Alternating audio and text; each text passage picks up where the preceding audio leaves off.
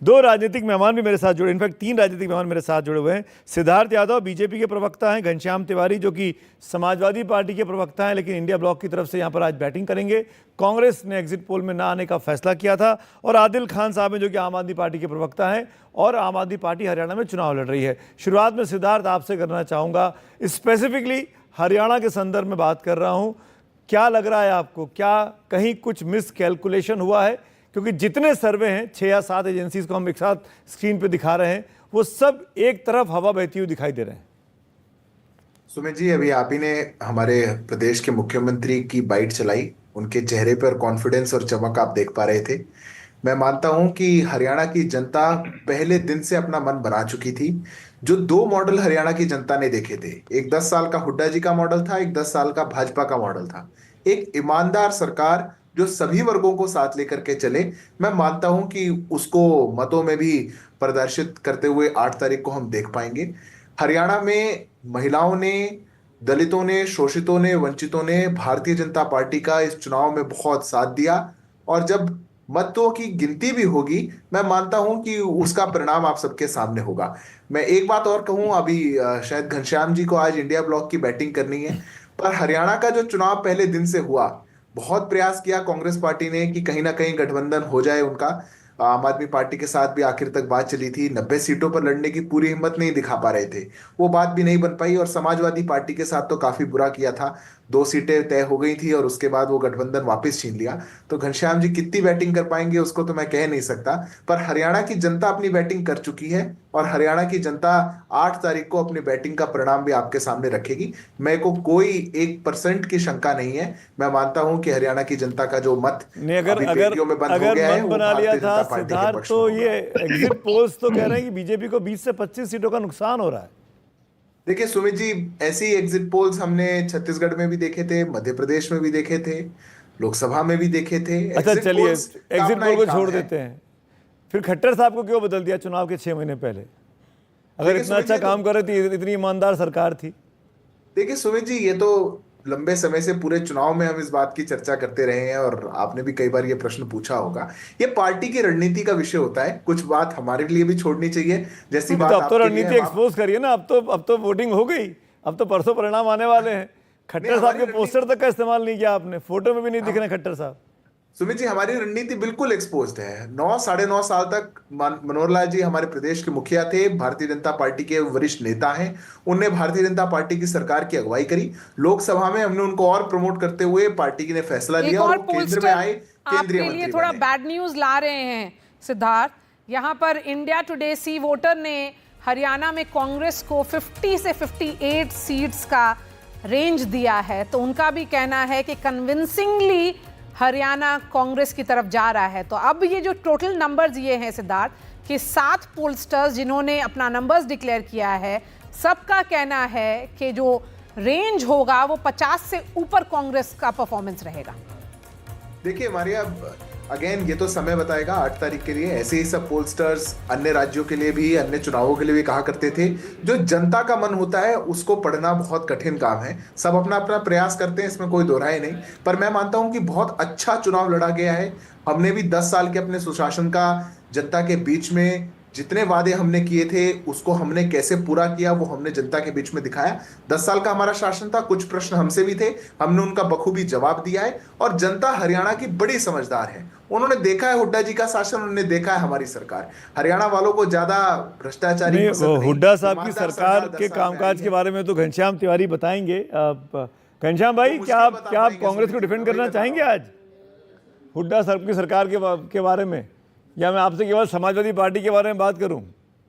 नमस्कार आपको, दर्शकों को और तमाम को पैनलिस्ट को। सर्वप्रथम तो मैं हरियाणा के लोगों को, जम्मू कश्मीर के लोगों को बधाई देता हूं कि चुनाव संपन्न हुए, और हर चुनाव देश के लोकतंत्र के स्तंभ को और मजबूत करता है, ये चुनाव भी मजबूत करेंगे।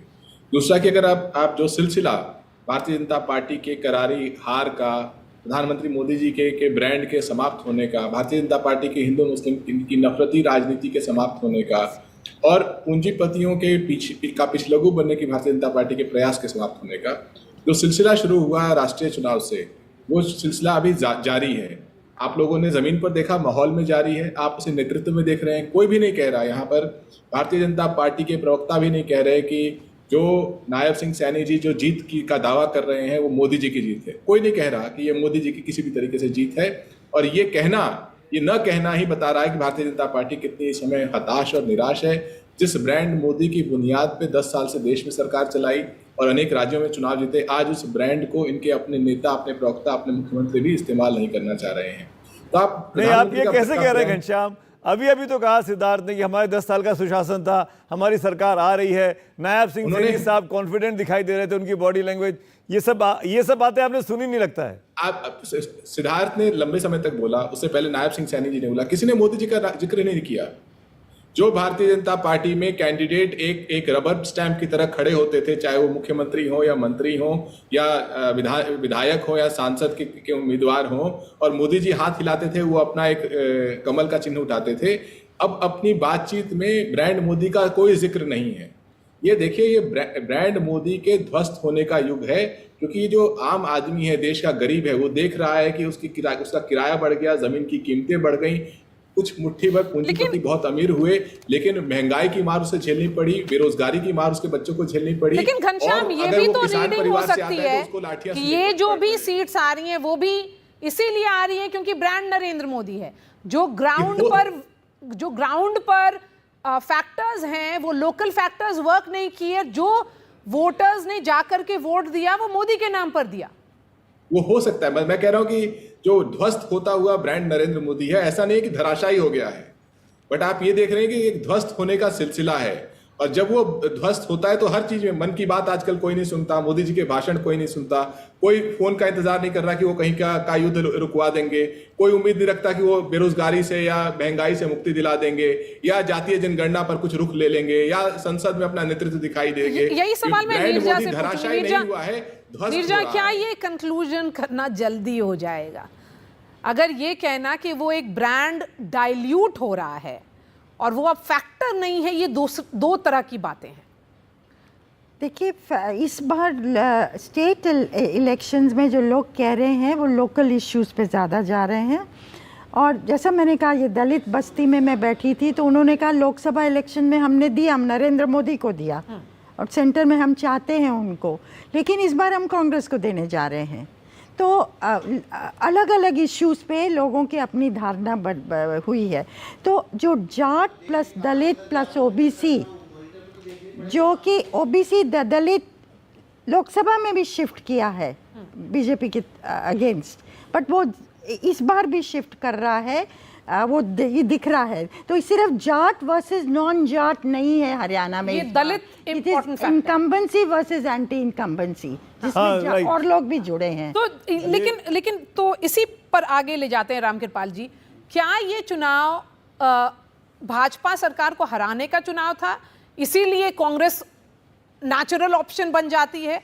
लेकिन ये भी इसमें ये एग्जिट पोल्स में दिख रहा है कि जो रीजनल पार्टीज थे, INLD, JJP, वो लोग का शायद इसमें इस असेंबली में खात्मा हो रहा है। देखिए, मैं केवल एक बात कहूँगा कि तीसरा टर्म विधानसभा में सिर्फ इस समय 2 राज्य हैं, एक गुजरात और एक बंगाल, जहाँ पे तीसरा टर्म किसी ने पाया है। बाकी एक वो खांडू हैं नॉर्थ ईस्ट की, उनके बाद छोड़ दें तो इसके अलावा कोई भी राज्य ऐसा नहीं है जहाँ पे तीसरे टर्म में कोई सत्ता आई हो।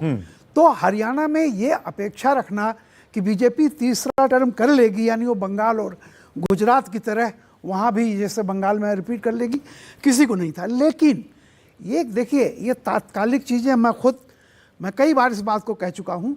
आप 85 का जोड़िए, 84-85, राजीव गांधी 400 से ऊपर सीट लेकर के आए थे और पहला चुनाव कर्नाटक में हुआ। कर्नाटक में लोकसभा चुनाव में सारी सीटें कांग्रेस को मिली और 90 दिन के भीतर कर्नाटक में चुनाव हुआ। फरवरी में, जनवरी में शपथ लेते हैं, फरवरी में चुनाव होता है। वहाँ की जनता ने जनता पार्टी को वोट दिया, रामकृष्ण हेगड़े को, कांग्रेस को नहीं दिया। तो ये मैं कह रहा हूँ कि पैटर्न बिल्कुल अलग होता है, वही दिल्ली में हुआ था।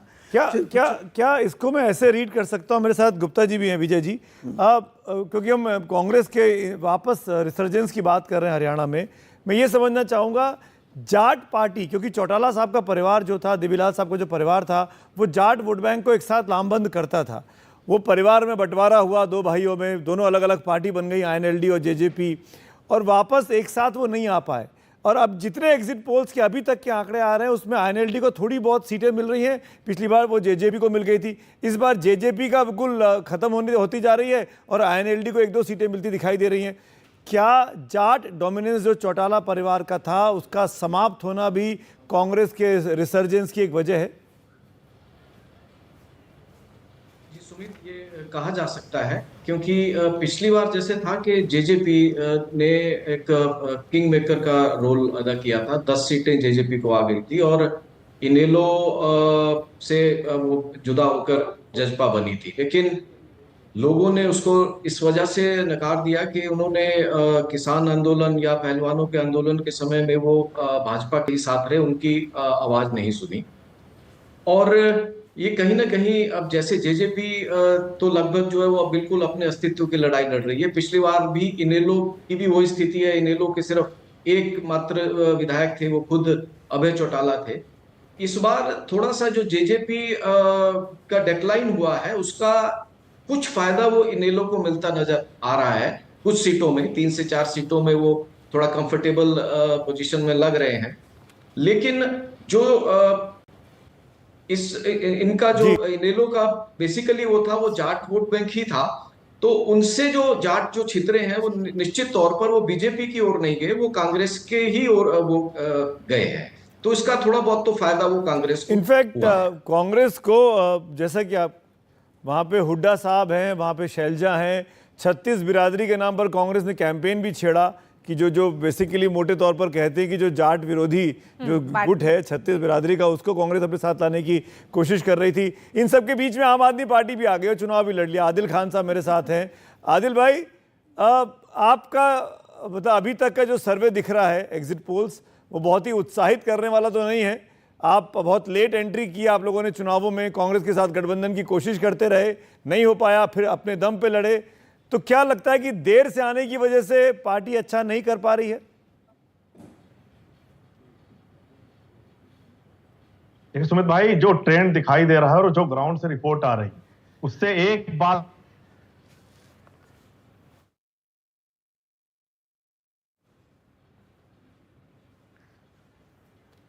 आदिल खान के पास मैं जाऊंगा आगे, लेकिन यही सवाल मैं लेके जाता हूँ नीरजा जी के पास। नीरजा जी, आप क्योंकि उस इलाके में घूम रही थी, आप गुरुग्राम के आसपास भी थी, जो अच्छा आदिल आ गए। आदिल, अपनी बात पूरी करिए, फिर मैं आपके पास आता हूँ।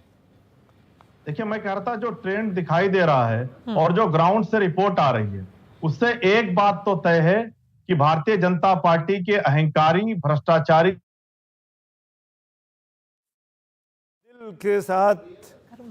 आदिल के साथ संपर्क फिर टूट गया है। नीरजा जी के पास जाऊंगा। नीरजा जी, क्या आपको लग रहा है कि आम आदमी पार्टी क्यों नहीं अच्छा कर पाई? दिल्ली के आसपास इतना, जो आसपास की सीटें हैं दिल्ली के बॉर्डर से लगी हुई, गुरुग्राम, फरीदाबाद, ये सब जो इलाके हैं जहाँ पे सो कॉल्ड केजरीवाल साहब का एक फैक्टर भी है, क्या लग रहा है क्यों आम आदमी पार्टी का एक्सेप्टेंस नहीं है अभी हरियाणा में? देखिए, बहुत लेट एंट्री, आपने बिल्कुल सही सवाल पूछा। मान लीजिए 1-1.5 साल पहले, हालांकि वो कहते हैं हमने अपना ऑर्गेनाइजेशन शुरू कर दिया था वो काम, लेकिन अगर कूदते मजबूती से, और ये अरविंद केजरीवाल का अपना स्टेट है, और मैंने कॉन्स्टिट्यूंसीज में तो लोगों ने कहा कि 5,000 से 20,000 तक, बादशाहपुर में तो कई लोगों ने कहा, कांग्रेस के लोगों ने कहा 20,000 वोट तक काट सकते हैं। एक परिवार में मैं थी गेटेड कॉलोनी में, तो 90+ थे हस्बैंड और वाइफ। हस्बैंड ने कांग्रेस को वोट दिया था, वाइफ ने आम आदमी पार्टी को। क्यों? क्योंकि नया चीज़ है कांग्रेस और बीजेपी से हटके।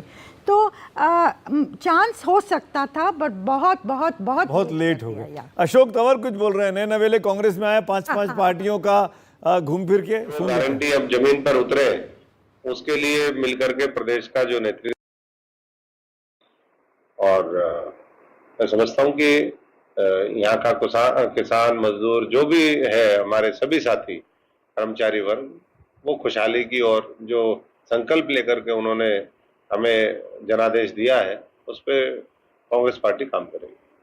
पिछले काफी समय से जद्दोजहद चल रही है मुख्यमंत्री को लेके, और इस तरह की बातें भाजपा ने भी की है, कांग्रेस ने की कि दलित मुख्यमंत्री हो, कोई महिला हो, इस तरह के विकल्प सामने आए हैं।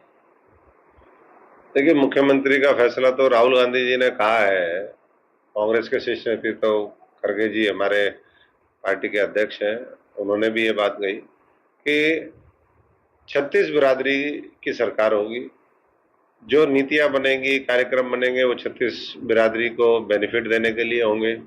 हरियाणा का जो सर्वांगीण विकास होगा, व्यवस्था में आमूलचूल परिवर्तन की कोशिश होगी। तो ये बड़े मुद्दे हैं। अगर बिरादरी 36 हम कहते हैं तो उसमें सैकड़ों कास्ट है, तो हर उससे तो नहीं बन सकता। लेकिन मैं समझता हूँ कि पार्टी बहुत सोच समझ करके फैसला करेगी, और ये तो कलेक्टिव डिसीजन है। मुख्यमंत्री का तो चेहरा एक होगा, तो इसलिए हमें खुशी है इस बात की कि आज हरियाणा के लोगों ने एक बार फिर कांग्रेस को चुना है, और जो कमल का फूल जिसने खिलते ही जो है हरियाणा में पिछले 10 तो 36 बिरादरी की बात इन्होंने भी कर दी, लेकिन कितने लफ्ज बदल जाते हैं। कैसे करते होंगे ये, कैसे करते होंगे भाई? 24 मतलब 1 घंटे पहले आप बीजेपी की रैली में और 1 घंटे के बाद आप कांग्रेस में आ गए। इनको एग्जिट पोल के ये 2-3 दिन पहले मालूम पड़ गया था कि यही नहीं, लेकिन पोलिंग नहीं हुई, पोलिंग तो आज हुई, लेकिन लेकिन रामकृपाल जी, ये बहुत ही अच्छा असेसमेंट था उनका। जो असेसमेंट था वो बहुत ही प्रैक्टिकल असेसमेंट लग रहा था। ये जो 36 बिरादरी की बात सुमित ने की, उसकी वापसी हो रही है। जो ट्रेडिशनल पॉलिटिक्स है वही ट्रेडिशनल पॉलिटिक्स पर सारे स्टेट्स जा रहे हैं। देखिए, एक जो बात आपने पिछले पूछी थी कि देखिए बाय डिफ़ॉल्ट बीजेपी अगर कमज़ोर होगी तो बीजेपी का विकल्प कांग्रेस है। ये जो छोटी छोटी रीजनल पार्टीज़ को आप देख रहे हैं, इनका अवसान या कहीं जनता प्रबुद्ध हो गई है। अब वो लोग जान रहे हैं कि अगर बीजेपी का कोई विकल्प बनना है, और उनको ये पता है कि स्टेट सब कुछ नहीं है, राष्ट्र भी है, तो जैसे कहते हैं ना कि वो डिफैक्टो या कह रहे हैं कि वो कांग्रेस जाएगी ही। और जो आप पार्टी की जो हालत हो रही है कि वही बात होती है कि जब जहां ओरिजिनल कॉपी में है, मतलब वही हम जो आप पहले बात कर रहे थे कि अगर बायपोलर चुनाव हो रहा है, बीजेपी वर्सेस कांग्रेस, तो कांग्रेस को फायदा है। अगर ये ट्रायंगुलर, क्वाड्रेंगुलर या पंचकोणीय मुकाबला हो जाता तो शायद बीजेपी को फायदा हो जाता, जो कि नहीं हो पाया। अभी यही मैं कह रहा हूं कि आप पार्टी उस समय आई थी। आप पार्टी का, मैं तो हालांकि मजाक में मैं कहता हूं कि आप पार्टी का भोजन सिर्फ कांग्रेस ही है, जहां वो कांग्रेस को पचा जाती है। लेकिन जहां कांग्रेस और बीजेपी बिल्कुल फाइट में, मतलब उस तरह का है,